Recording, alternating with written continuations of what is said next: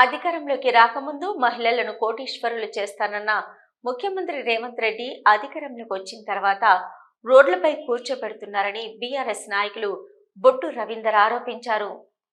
ఆర్పీలకు బకాయి వేతనాలను చెల్లించాలని డిమాండ్ చేస్తూ ఆర్పీలు చేపట్టిన చెలో హైదరాబాద్ను పోలీసులు అడ్డుకున్న సందర్భంగా బొడ్డు రవీందర్ మాట్లాడుతూ, గతంలో 2000 వేతనం ఉన్నదాన్ని కేసీఆర్ ముఖ్యమంత్రి అయిన తర్వాత 6000కు పెంచారని తెలిపారు. మహిళలను కోటీశ్వరులను చేస్తానన్న ప్రస్తుత ముఖ్యమంత్రి ఆర్పీలకు జీతాలు చెల్లించకుండా రోడ్లపై కూర్చోబెట్టారని ఆరోపించారు. ప్రభుత్వం ఆర్పీల సమస్యలు పరిష్కరించాలని డిమాండ్ చేశారు.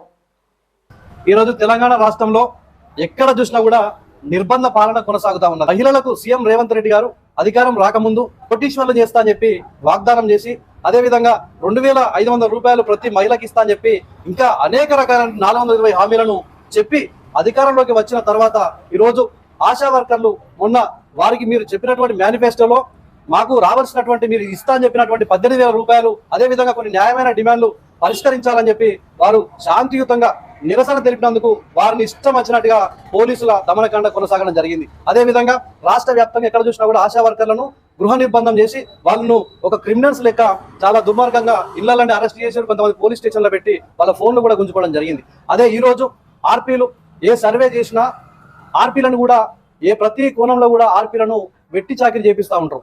వెట్టి చాకిరి చేస్తూ ఏదైనా మీటింగ్లకైనా వాళ్ళే, ఏదైనా సర్వేలు చేయాలన్నా వాళ్ళే, మహిళలు గ్రూపులు చేయాలన్నా వాళ్ళకి సంబంధించిన సమస్యలలో కూడా వాళ్ళే ఉంటారు, బిఎల్ఓలుగా చేస్తారు. దాదాపుగా వాళ్ళు చెయ్యని పని అంటూ లేదు. అటువంటి ఆర్పీలకు, మా మహిళా అక్కలకు, చెల్లెళ్లకు ఈ ప్రభుత్వం ఏర్పడక నుంచి 10 నెలల నుంచి వారికి ప్రభుత్వం నుంచి జీతాలు ఇయ్యలేదు అంటే మహిళల మీద వీళ్ళ ఉన్నటువంటి నీతి మనకు కనబడతా ఉంది. ఎందుకంటే